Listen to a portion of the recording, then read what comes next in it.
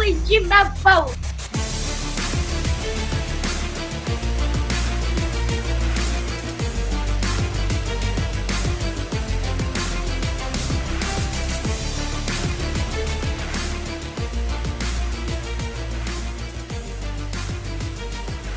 Court is in session with Ryan in Sacktown on If You Don't Like That. Now, Ryan in Sacktown. Oh, must be Ryno.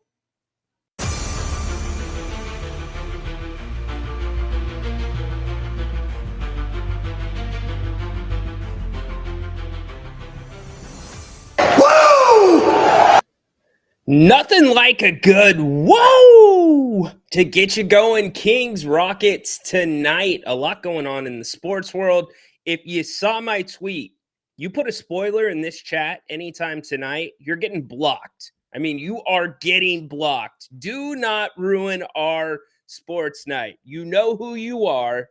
You know who you are. I don't need to go by name. You know who you are. The person that did it last time. Anyways, how we doing? Kings, winners of 5 of the last 7. They come into Houston with a Rockets team that they have beat twice this season. Now, both those meetings with De'Aaron Fox.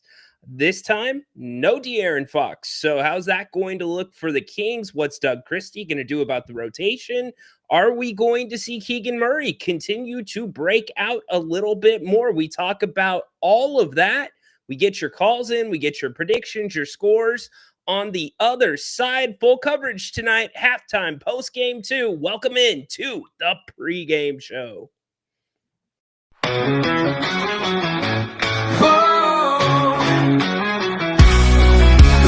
Lights on the screen, hey, it's Grant and Ryan. We bleed purple, talking hoops, never lying. Sacramento Kings, we rise and we fall. If you don't like that, then you don't know ball. Jerry sitting with the stories of the game, spilling all the truth, driving legends insane. From the Cow Palace days to Arco's roar, this town's heart beats on the hardwood floor. If you don't like that, turn away now. Kings. Yes, Light we the do. beam! Light it! Light the damn beam. Can the Kings get it done? This is the tough stretch for them. This is where it starts. Not a lot of easy ones on the schedule. Both teams rested. Houston had a back-to-back, which ended on Wednesday with a defeat of the San Antonio Spurs. De'Aaron Fox did not play well in that game for what it is worth to any of you. But we're getting you ready. How you feeling about tonight? What's happening? How are you doing? What you up to? Where you watching the show from? Check in. Let us know. I got to send a little special shout out to my little man, Liam, my buddy, back at home, not feeling so good. Daddy's thinking about you, and I love you, buddy. I hope you feel better.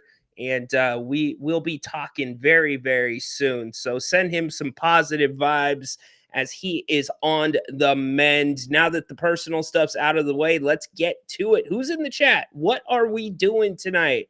We've got a Lakers fan in the chat. All right, fair enough. Hey, if you're a Lakers fan, you're loving life right now.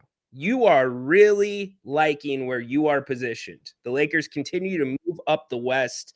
And Jay, my buddy Jay Griffiths, he does not like it. I understand why he doesn't like it, but if you look at teams in the Western Conference right now and you're thinking, who would be worth putting a future bet on? The Lakers are one of those teams. Now, I would root against my bet, but I really like the way they're playing basketball right now with Luka. But they await to see what's going on with Austin Reeves. He's a big part of what they do. Look at Tristan showing some love there. You'll fit right in. And by the way, if you are looking for the rant, if you are looking for the full package, you will get that here in a little bit. Like I said at the top, we've got coverage all night for you, beginning right now with the pregame. Then we got Jerry Reynolds, halftime. He'll be with us breaking this one down. We'll give you some keys to the second half, get your final scores as well. And then postgame, Napes will be giving you a rant with Grant, brought to you by EDH Motors. So we'll be taking your ideas for those hopefully talking about a Kings victory. Kings need to get one of these next 3. They took care of business in Utah. Keegan Murray broke out a little bit. Loved seeing that. But can you get this one tonight over this Houston team?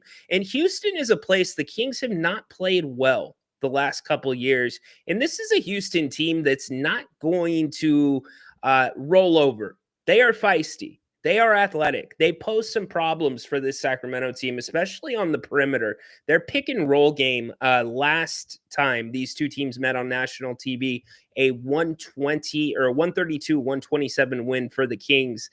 The Kings nearly gave that one away, and it was a good showing on national TV for both teams, but the perimeter defense for the Kings was atrocious. The Rockets were able to get to the paint anytime they wanted. So how's Doug Christie going to adjust to that tonight?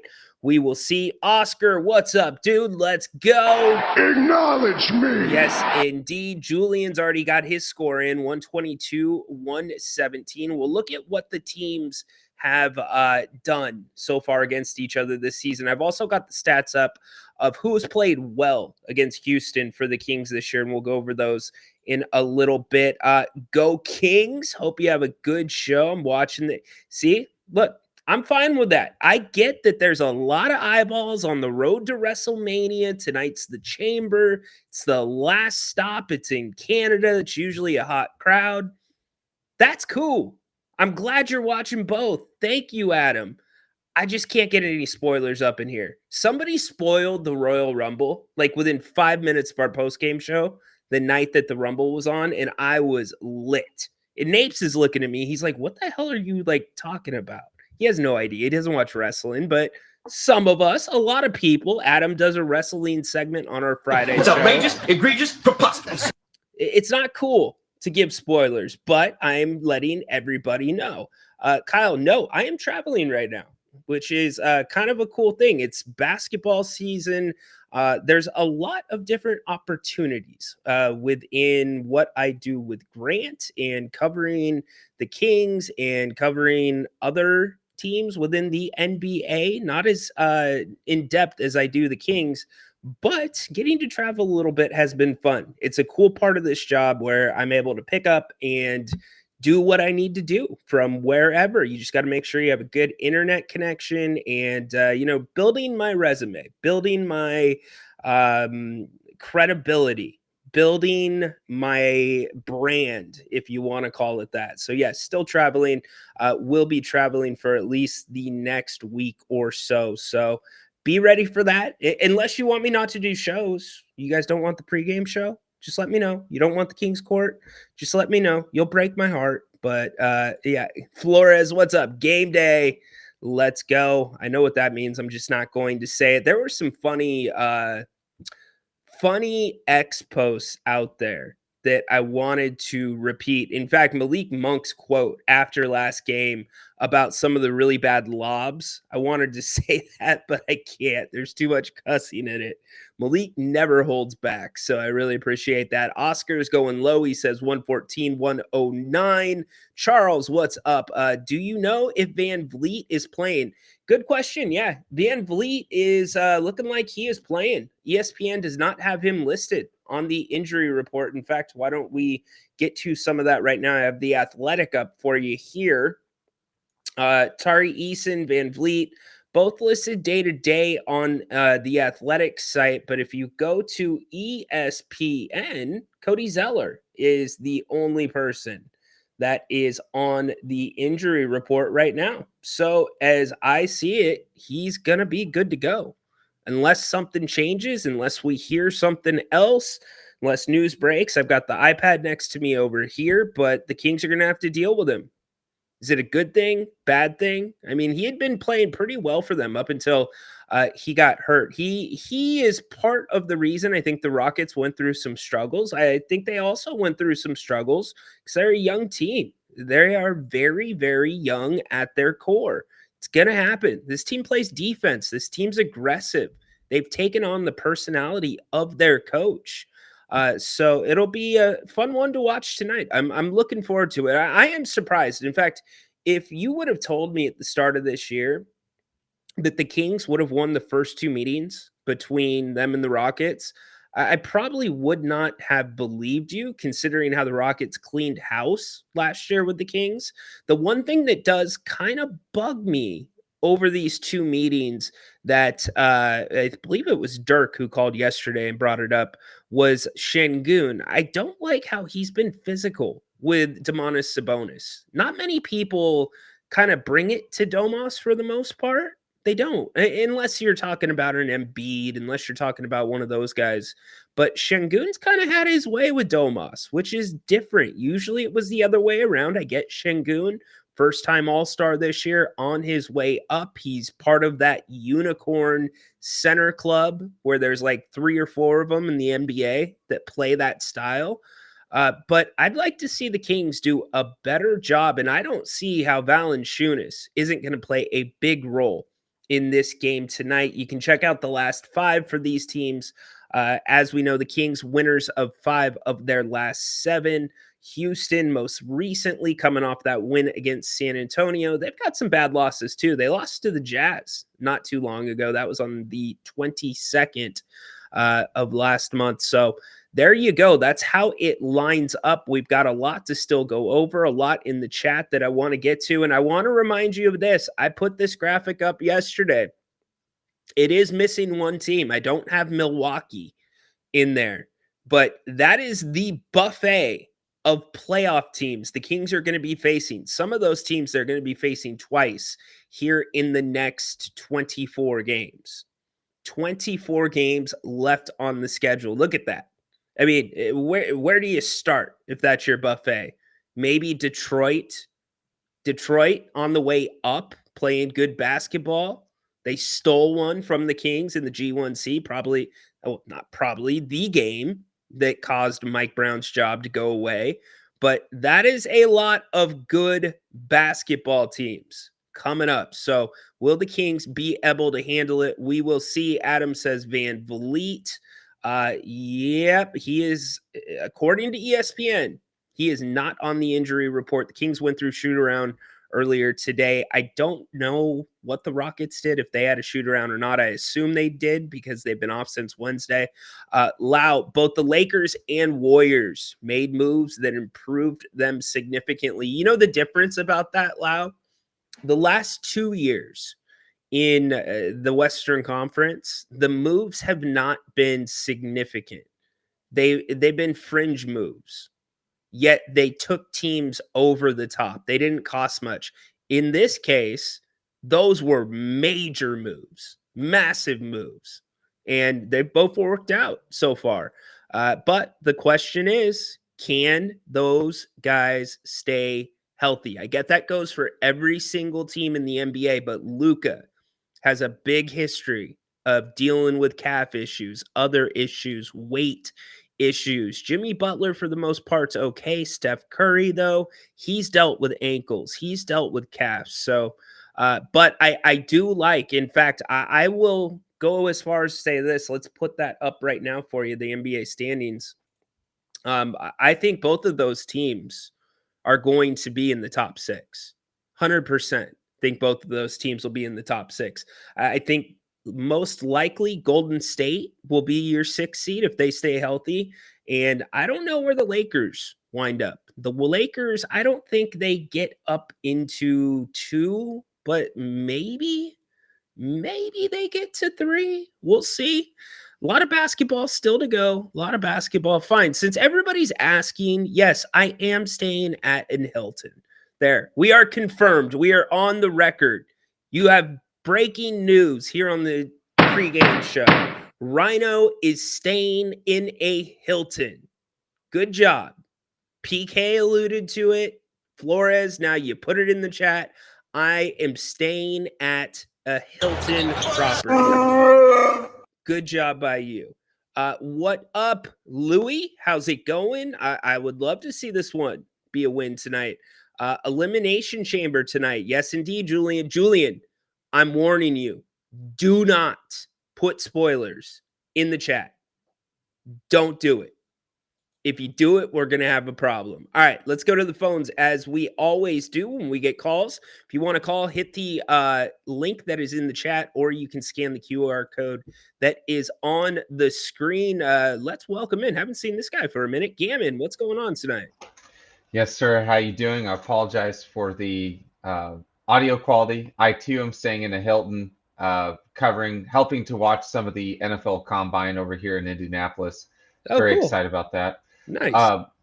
But we are talking about basketball right now. I see a lot of the chat kind of fired up about what the 49ers have done, and I'm excited about that as well. But I want to stay purely on the topic of basketball. We're talking. I remember one thing that you said was that we don't have Fox this game, but Fox didn't play particularly well, I think, against the Rockets. I think they had kind of a better answer against us.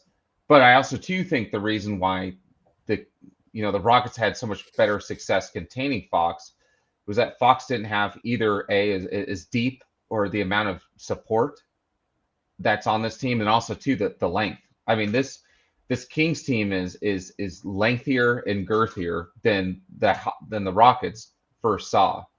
The other thing too that I would say is that the Rockets and the Kings both have had falls from their standings where they were originally. Right. The Kings kind of tumbled, Rockets kind of tumbled, but the Kings made some moves out of desperation, I'd say, during the trade deadline, whereas the Rockets very wisely are choosing to kind of see what kind of cards that they have, and they're going to absolutely win in the offseason comparatively to the Kings. But I do think that there needs to be a lot of Jonas in this game. I like how you brought that up. Yep. That's a huge upgrade over somebody like Trey Lyles coming in for Sabonis. I know there's some worry about Sabonis having a slump. My question to you is, do you think that he's going to kind of, and I don't even think it's a slump, it's just, he just hasn't been Sabonis, but he's still been a great player. Do you think these couple days that he's had off, he's going to be able to just really come back, have a huge rebound game over there in Houston? Well, it's going to completely depend on the scheme and what Doug Christie is running with this team. The reason that I think Sabonis has been in a slump, minus some of the decision-making, the decision-making this year has not been nearly as good as it usually is, but I also think Domas has been put into different spots this year than he was in the past 2 years, so it's been new looks versus stuff he's seen.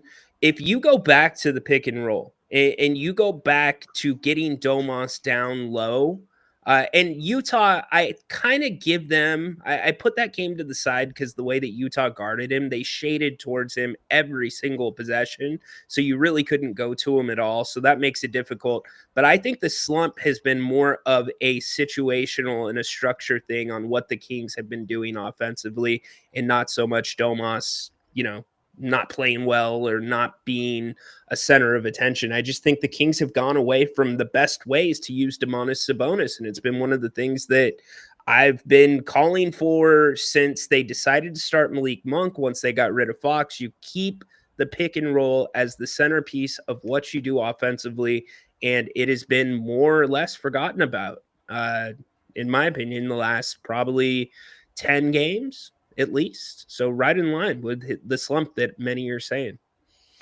I'm going to be one of those. I don't think that I don't really even call it a slump. I like the way that you're describing it, the way that they're utilizing the way that they're positioning him to get him involved, and the focus that other teams are going about it.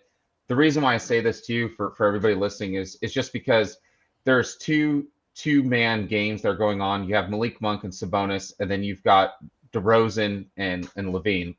Levine and DeRozan, they've got to have a lot of that ball and some of that ISO ball that's just kind of in their possession. Gammon, I got to stop you really quick because I think you have nothing to be sorry about. I think you hit on the absolute key to why you're seeing maybe some issues with Domas's game. It's Zach LaVine.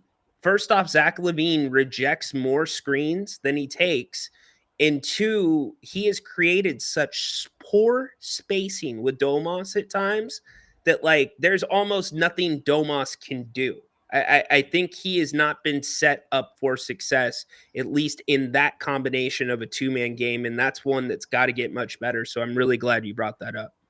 Absolutely. Wow. So glad that you agreed, because I was about ready to. I was on my back pedal, Mr. Ryan. But yeah. Well, that was it. I hate to call this conversation short. I thought we were going to kind of get into a tip about that, but it looks like you're kind of seeing it probably pretty close to the same way. I don't want people, and that was my biggest takeaway, and I'll leave the air with this, is that people are thinking that Domantas is in a slump. I don't think that he's in a slump. No. I just don't think that, I don't know how to finish that sentence, but I don't think he has what he needs to be the center of attention, like you were saying, to be able to get out of that. I don't know how to actually say that correctly on the air, but I thank you for your time. Yeah, Ryan. appreciate you, Gammon. You can't expect Domantas Sabonis to do Domantas Sabonis things if you don't have Domantas Sabonis in Domantas Sabonis spots, which is around the pill, which is in the lane, which is on the sides of the block. That's where he can get rebounds. I mean, Domas's strength is not chasing down offensive rebounds from beyond the three-point line. It's not his game. It's everything under the hoop. And if you pull the man out from under the hoop, what's he supposed to do? Now, I get that he's had some wide open threes that he's missed, but I'm going to attribute that. And sure, if you're open, you should probably be able to make it. But it's the same thing that I've talked about with Kevin Huerter when he was here. It's the same thing that I continue to talk about with Keegan Murray. When that ball is not moving around and those guys are only touching the ball like once every 6, 7, 8 possessions, that makes that shot that much harder. You're not in the flow of the game. You're just running up and down the court, up and down the court. So it makes a big difference when you're playing 5-man basketball. And the Kings, I thought, did a very good job of that for most of the game against Charlotte. And then in Utah, it was a wreck. It was a complete mess. All right, let's talk about the breaking news. A significant play to some. Deebo Samuel being traded. Now, I'm not shocked that Deebo got traded, but if you're a Washington Commanders fan, are you freaking kidding me? Wow. You're going to give that guy to Man, Jaden Daniels is going to get Deebo now? Now, I'm not saying that Deebo is the same Deebo from a couple of years ago, but that Commanders team, it's so crazy to think about how nobody wanted to go play in Washington. And I know that was under Dan Snyder, but there were reports earlier this year that a ton of players were telling their agents, get me to Washington, get me to Washington.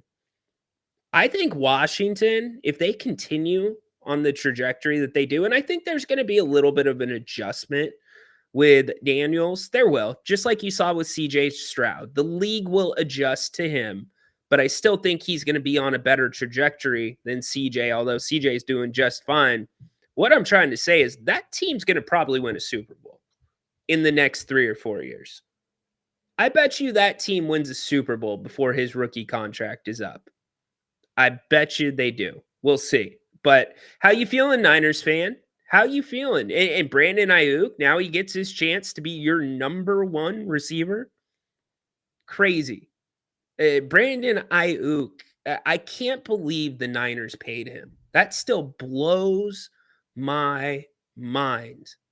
You know what Mike Singletary was saying to that? Cannot win with him. Cannot coach with him. Can't do it. Can't do it.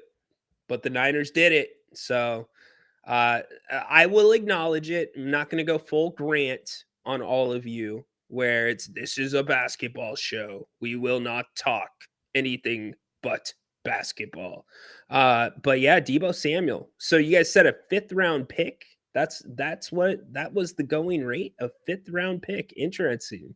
Cheers, Lance. What does Coach Christie have to accomplish to keep his job? Do you think he will Well, define his job. Will he be on the Kings coaching staff next year? Yes. I think he will be on the Kings coaching staff, because why would it be any different? He came along with the job when Mike Brown was hired. He came along with the job when Luke Walton was hired. So I would think that would remain the same. I don't think, Lance, there's really much of anything. If I'm being frank, I don't think there's much of anything Doug Christie can do to keep his job next year as the head coach of the Kings. Because my guess is Monty McNair probably will be gone as well, which means you're going to get a new GM, and a GM's going to want to coach. And I think as we start debriefing this entire season and we start dissecting it and getting into some of the things that we didn't necessarily dive deep into while they were happening, there's going to be a very clear storyline. There's going to be a very clear theme to whatever you want to call the last 3 years, the Beam team era, the team that broke the drought, whatever you classify the last 3 years as. I think one of the main things that you will see is that the GM and the coach were not always on the same page. And that is a recipe for disaster when you're an organization that's run well. And this is an organization that has to deal with Vivek Ranadive as its owner. So I think everything kind of goes top down, unfortunately. And we have the conversation all the time here on the channel. What's the Kings' identity? What's the one thing this team hangs their hat on? There isn't a positive one. There's not. There's not. So, no, I do not think Doug will be back. If you guys disagree, let me know. I mean, if the Kings won an NBA championship, doubt it. But I just don't see it.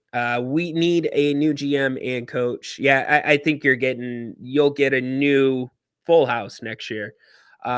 Grab a wide receiver in the draft. You guys talking Niners. I see you. Alexa. I don't think she will. I don't think she will win the chamber. I think somehow Roman's going to screw Seth in the chamber. Somehow you're going to get to a Punk Logan Paul WrestleMania match. That will also set up, if Roman screws Seth, a WrestleMania match for them. I don't think it can't be Priest. It's too bland. It's too boring. Even though I think he's done a much better job since losing his championship.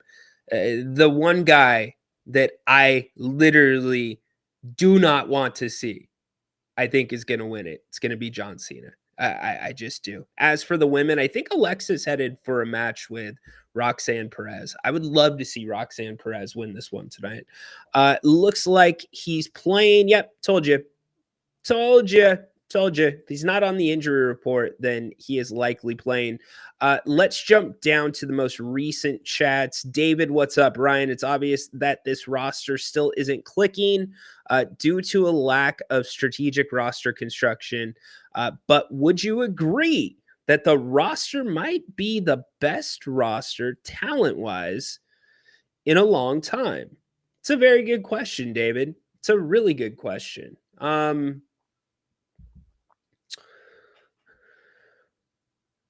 Well, define long time. Are you talking about this 3-year span? It's probably the best roster. It probably in not 1 through 15, but probably 1 through 9. It's probably the best roster that the Kings have had over the last 3 years. I think that's fair.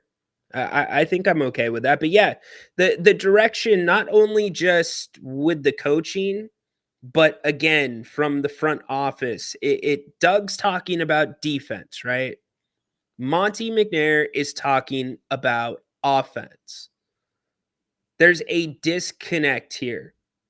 I get that the Kings, look, if the Kings can be bottom third of the league, if they could be bottom half of the league defensively, like we saw during that run, their numbers, their defensive numbers, actually, let's pull these up really quick and look at these as we continue to talk about the Kings and the Rockets tipping off here in just a little bit. We'll get the Kings season numbers up as we talk, but their defensive numbers. So the numbers that really bugged me the most was the 3-point numbers, defending the 3 ball. I can live with you defending the 3 ball like second worst in the league. Hell, even if you're 30th in the league at defending the 3 ball, I'm not happy about it. It's not a good stat. I can live with it. What I can't live with is being at the bottom of the league in allowing 3-point attempts. That is a lethal combination. And for the longest time, that's where the Kings were at. As we sit today, coming into play, the Kings give up the 7th most threes per game to their opponents. Right now, they're the 2nd worst at defending the 3-point line. Those numbers actually got much better, and they started to get better towards the end of Mike Brown's tenure, which is funny enough. And then they continued to get way better when Doug Christie took over and the Kings went on their, 9 of 10, 10 of 12 run. The numbers went way down, and now all of the sudden they have skyrocketed right back up. Those numbers were down to, I believe, 3-point percentage was 22 or 23, and the 3-point attempts was down to, I believe, 17 or 18. If the Kings could just live in that area defensively, then offensively, that is where you put your focus. That is where you are putting all your eggs. It's in that basket. In fact, I would tell you right now, as we sit and we look at their season numbers right here, the Kings are going to have to outscore teams to beat teams. This is not going to be a team that holds their opponents to 100 points. It's not going to be a team where it's a race to 100 like we've seen in the past, which I think works if you have the right personnel. You don't happen to have the right personnel anymore to do that. But here's the thing. These turnovers, the Kings, by the way, just for a point of reference, in the last 10 games, they are 29th in the NBA in turnovers. Let me repeat that. They are 29th in the NBA. Look at this. Here is the entire NBA right here for you. Let's separate it by turnovers. Look who is all the way at the bottom. Tied for 28th. Excuse me. They have improved. They are tied for 28th over the last 10 games in turnovers. The turnovers, for me, I can't explain them. It is just stupid decisions. It's bad ideas. You can write some off to guys not playing together and learning that on the fly. But I got to tell you, since Zach LaVine came to Sacramento, and I never really watched a ton of Zach LaVine play. I watched him if he was on national TV. I watched him if the Kings were playing the Bulls. But his basketball IQ, to me, is alarmingly low. I don't like his basketball IQ, at least in the sample size of what we have seen so far in Sacktown. And that hurts this team.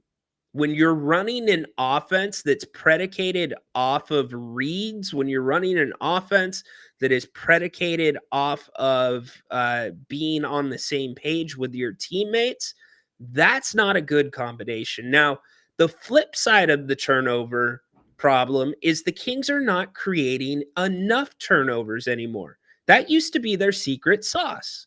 They were creating turnovers, getting out in transition, and beating teams in fast breaks. And the Kings just have not been doing that lately. And even some of those turnovers in fast breaks have been happening. So if the Kings don't have an advantage there, if the Kings don't have an advantage defensively, if the Kings are still turning the ball over a ton, the only advantage they possibly have is on the offensive side of the ball. And that is why I have been so hyper focused on talking about structure. Doug's talked about not teaching his team a play. He'd rather teach them how to play. Sorry, Doug, there's 24 games left in the season, and you are mixing in 3 new pieces.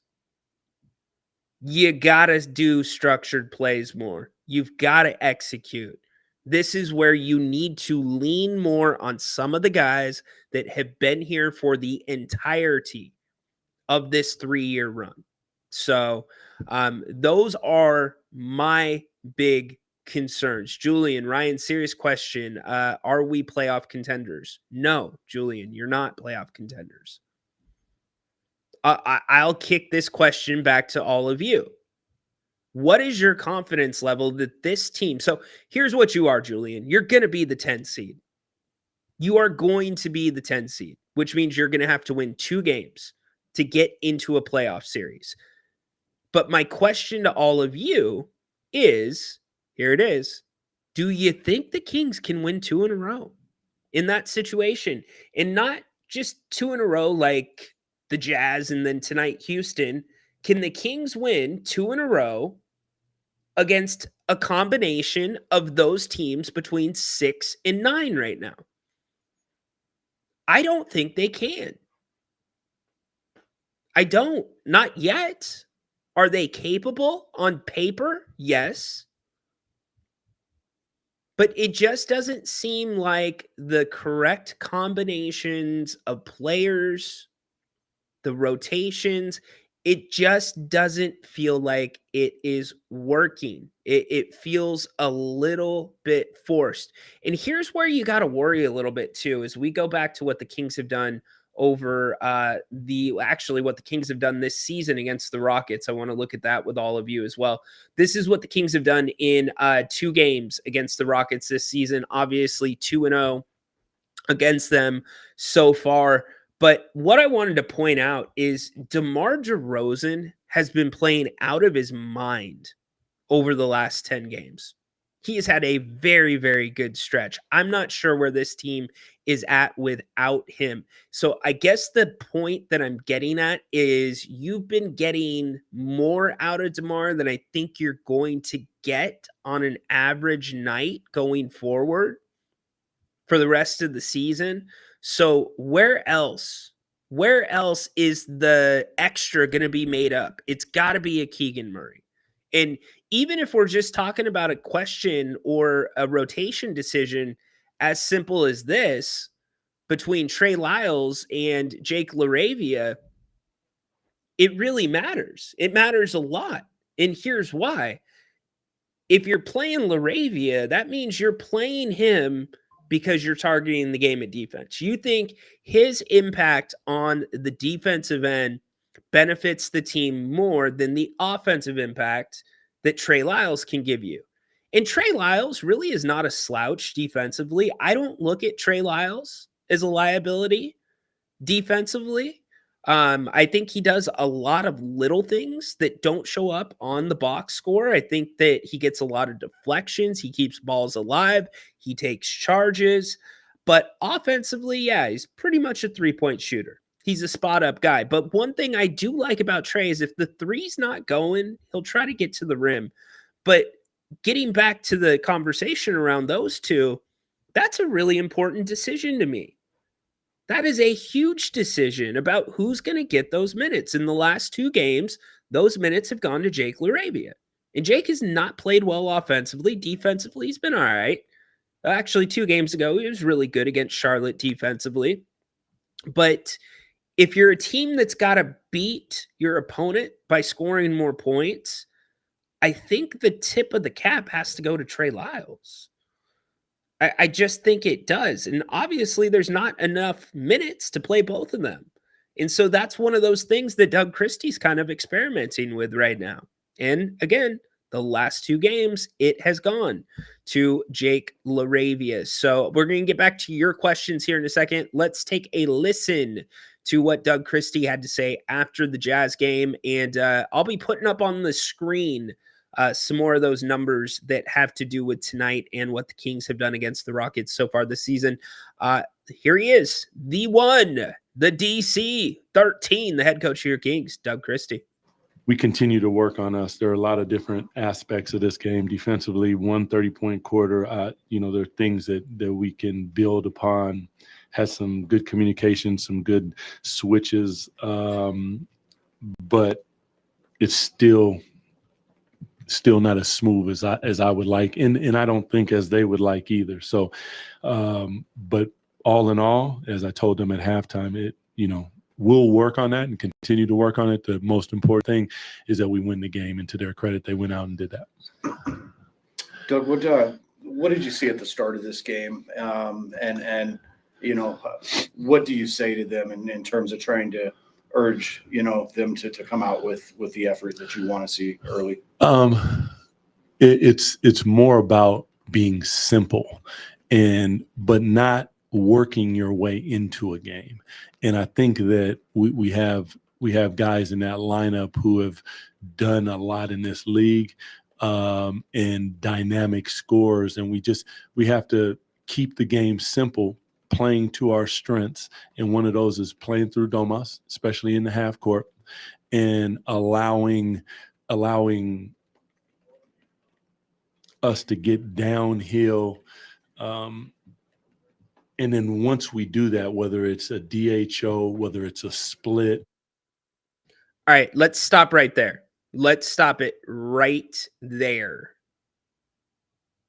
I agree with one thing, and I strongly disagree with the other thing. The one thing that I strongly agree with is getting guys downhill.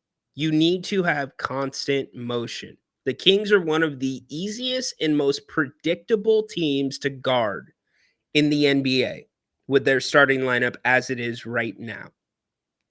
Playing through Domas, it's a terrible idea. I'm sorry. I'm probably the only one saying that here in Sacktown, but let me tell you why I'm saying that. Where did playing through Domas get this Kings team last year? And by the way, I'm not knocking Domas. Domas is plenty capable of having the team play through him. If you want Domas to get double-digit assists, he can.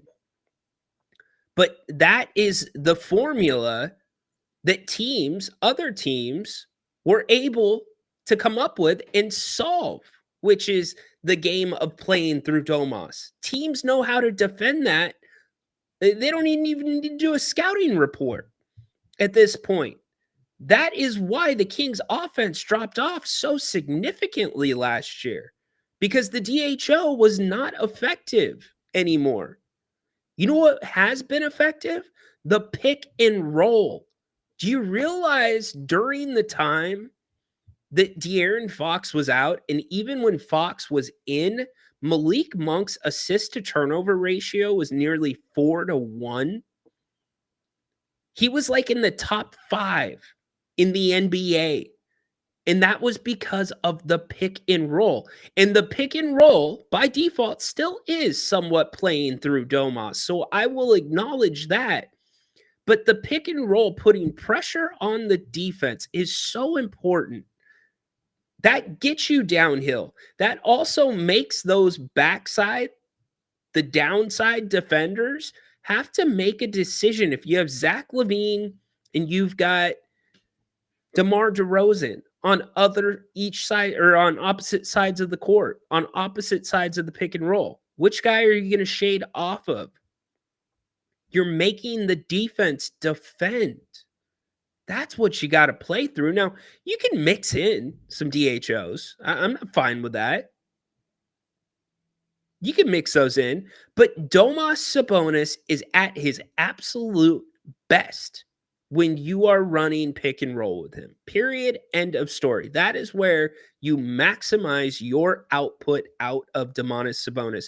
Not only because you're hitting the other team, you're being physical, but he ends up in those spots where he can get rebounds if he's not scoring.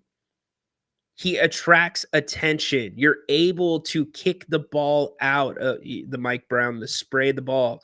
You're able to play inside out. So the fact that like this pick and roll stuff has completely gone away for the most part is beyond me. And I'm not talking about pick and roll with Zach LaVine. I'm talking about pick and roll with guys that know each other's games, that have been doing it. Pick and roll between DeMar and Sabonis, pick and roll between DeMar and Keegan Murray, pick and roll between Monk and Sabonis. I could keep going with the combinations. Flores says it's worked for decades.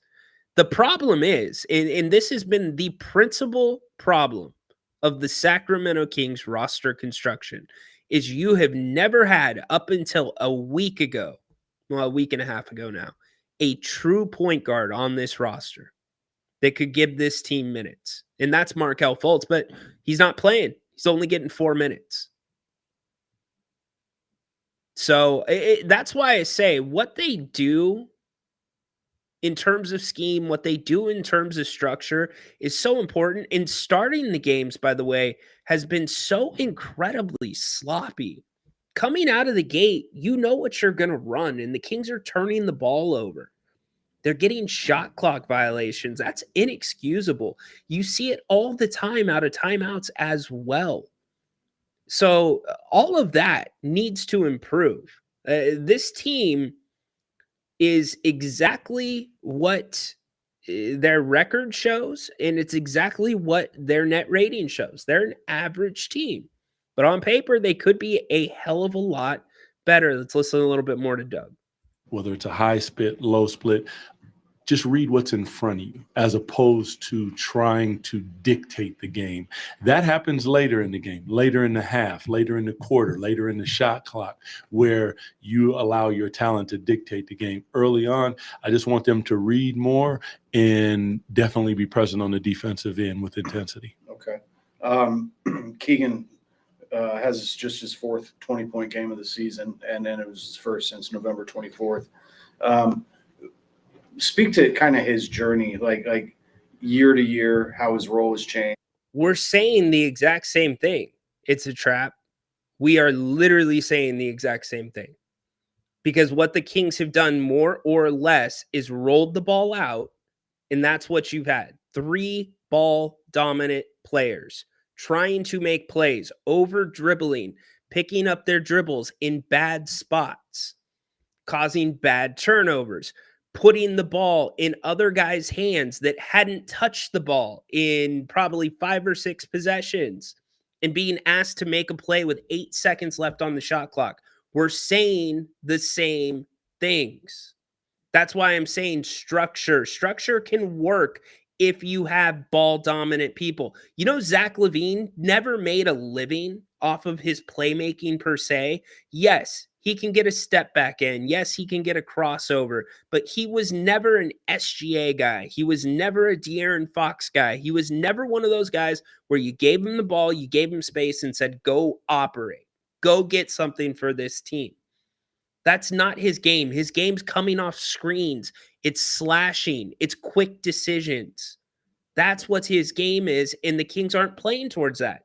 Now, they have in spots, and I think that's why he had such a big night against Charlotte, because the Kings were running a lot more sets. The same, again, can be said for Keegan Murray, in my opinion, and that's why I feel like it's so important to get him involved. We're saying the same thing, my brother.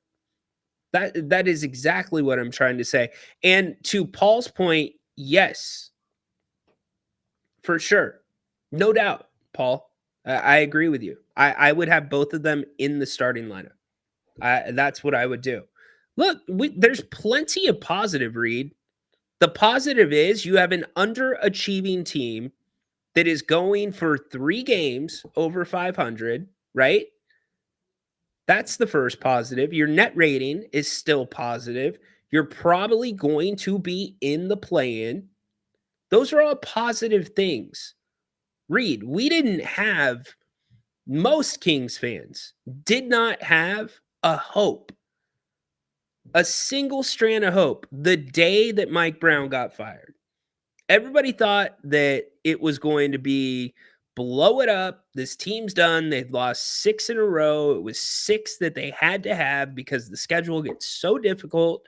The second half of the season, there's no way they're going to make the playoffs. You have De'Aaron Fox saying, we're going to need help now from other teams around us, right? And now you are in a position where you have a chance. You've won 5 of 7. You are not even close to hitting on all cylinders, and you have won 5 of 7 games, Reed. There's a lot of positive. We are just talking about what you can do to increase the positive. What I think a lot of Kings fans want to see. Because I'll ask you, what was a more enjoyable game to watch? The Charlotte game, Reed, and everybody else, or the Utah game? Which game was more fun? Which game was more enjoyable? For me, it was a hands down Charlotte. You had ball movement. You had multiple options those guys could do. So we'll see. Kings and Rockets tonight here in just a little bit. We've already got some predictions in the chat. The Rockets are building. I respect the hell out of the Rockets for not going out and trying to get De'Aaron. I thought that was a great move by them. Them just saying, you know what? We don't know what we have yet. We're not going to mix it up that much. So good restraint by them. And they're going to be a team that's going to be around for a while. They've got the perfect formula with the young guys. You've got the bigger contracts with the older guys. Van Vliet, I believe he has 1 year left on his contract at 22 or 25 mil. So they are all set up to be in a really good position. And really the Western Conference, y'all, I'll go back to that really quick. Here's the standings for you as we come into play tonight for the Kings. But you're seeing a changing of the guard right now in the Western Conference. Oklahoma City, they're going to be around for a minute. They're going to be the class of the West for a really long time. Denver, to me, although they've been playing well as of late, I know they lost to Milwaukee and they also lost to, I believe, Los Angeles within the last week. Denver, to me, is starting to kind of be on the way out. And by way out, I mean they're not going to be at the top of the West consistently. Memphis, wild card.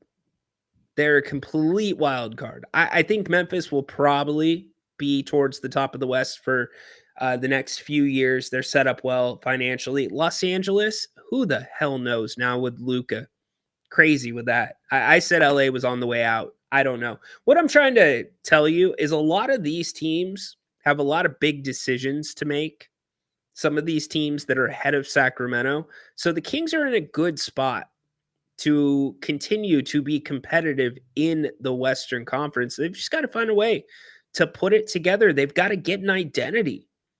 They've got to say, we're hanging our hat on this. And that's what we are going to do every night to win basketball games. And it's not going to happen overnight, but you've got 24 games left. And again, you're going to be playing some really difficult teams coming up in the next 24. There's your buffet of playoff teams that the Kings will be playing in the next 24. Milwaukee, not pictured.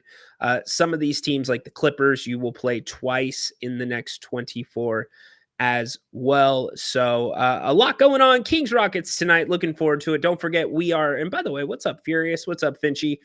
We're here all night with you. Come get your dose of Jerry Reynolds at halftime. Can't wait to talk to him, see how his weekend is going. Napes will be here as well. We'll break down the first half against the Rockets. And then post-game, Grant and I will be taking your calls. By the way, y'all have been killing it on the phones. Our show went an hour, 20 minutes last game. We're getting a ton of first-time callers. Keep it coming. We love it. We absolutely love it. Thank you very much for that. We're looking forward to taking your calls after this one, hopefully talking about a 6th win in 8 games. If you're not subscribed yet, make sure that you are. We're not going to blow you up with a ton of emails and spam You'll just know when we're doing our shows, and we do a ton of content around here. Game day coverage. You've got the King's Court. You've got Grant's open forum shows, his shows where he has special guests on like Scott Pollard, Ian Eagle, a lot of good stuff. Tons of stuff in the library for you to go check out already, and new stuff coming at you every single day almost. And we're here for every Kings game, every single one. By the way, I got a package from the Stockton Kings. Stockton sent me a package. Love my Stockton family down there. We are going to be doing a giveaway. We'll probably do it on Monday, or maybe we'll do it on the post-game show. We'll see. But Stockton sent, let's see what Stockton sent us that we're going to give away to you guys. Got a Stockton Kings hat. There you go. Be giving that away to somebody. Love it. Let's see. What's it say on the back? Our town, our crown. There you go. Can't really see it. There we go. Yeah. Nice little Stockton Kings hat that we'll be giving away. And then also, what else we got in here? We have a school folder. Does your child need a folder for school? We've got a nice folder that we'll be giving away to you. Come on, something's in. Look at that. Mr. Stockton success story himself. Keon Ellis autographed picture. We'll be giving that away to you as well. So make sure that's a nice picture. Check that out. How about that? I shouldn't be putting my fingerprints all over it, but we'll be giving that away to somebody here on the channel. So make sure that you stick around. We might do it as soon as tonight. Got a nice little card as well from the Stockton Kings. Hey, Ryan, here is that hat in photo and King's hat. Or let's see, here is that hat in, or here is the Keon. Okay, I'm trying to read the handwriting here. Here's the Keon photo in Stockton Kings hat. Hope your viewers enjoy the chance of winning these. There you go, from the Stockton Kings. So we will be doing that here tonight or Monday. So find out. We tried to do it actually a few days ago, and nobody could guess what the Bill Walton question was. So Grant and I will figure out a way to give that away, maybe even tonight. So come back and you can win the Stockton Kings hat, and also you can win the Keon Ellis autograph photo. That's a really nice photo of Keon. I like that. And I love that it's Keon because he's the picture perfect example of player development and the way the NBA is headed, especially with your G League guys and drafting. In fact, not even drafting, scouting. He was undrafted. Isaac Jones, same thing. So we'll be giving that stuff away from you guys. All right, give me your final scores, and we will get ready to wrap this up.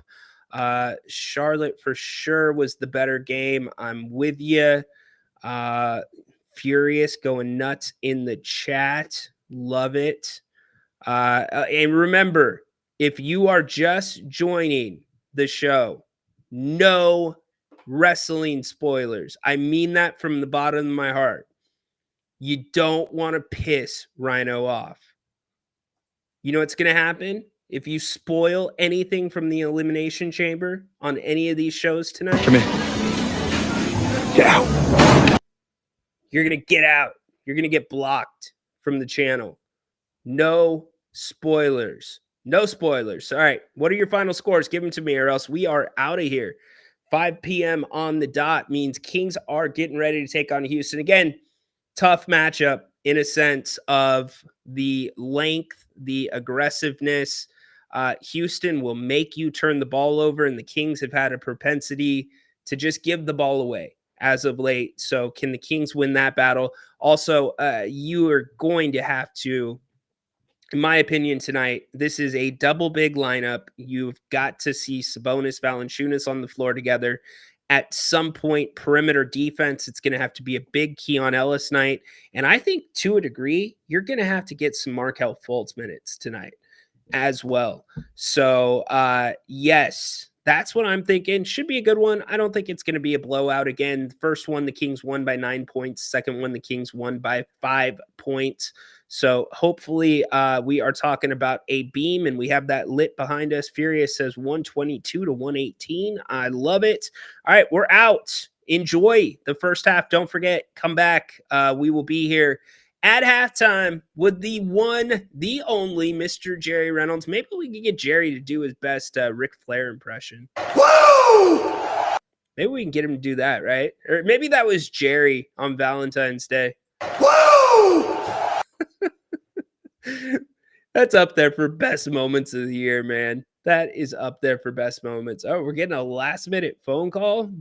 GP, I'll give you 1 minute. GP wants to get in on the phones really quick. GP, you got 1 minute. Go. Hey, how you doing, Ryno? Good. How you doing, brother? Good. Hoping for a kind of a fast pace against these Rockets, man. We can't, let them set their defense. I think we got to push the ball, get out in transition.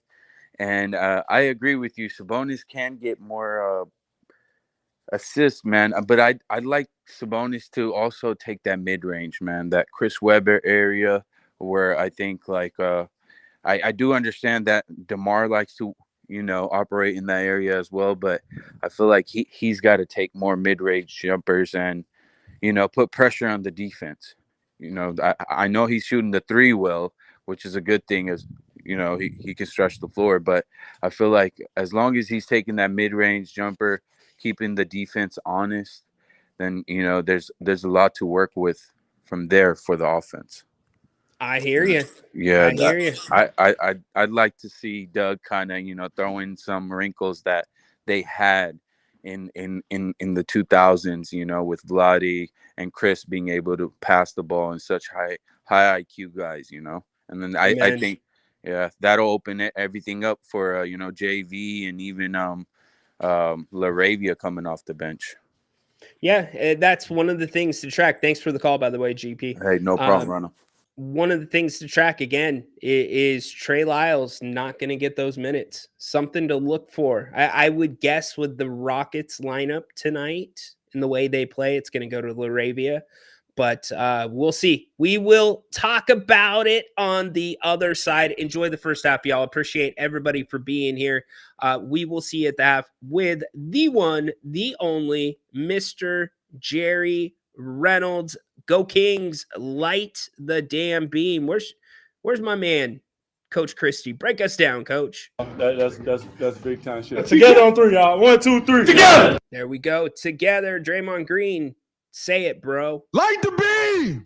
Light it. All right, we're out. We'll see you in 24 minutes.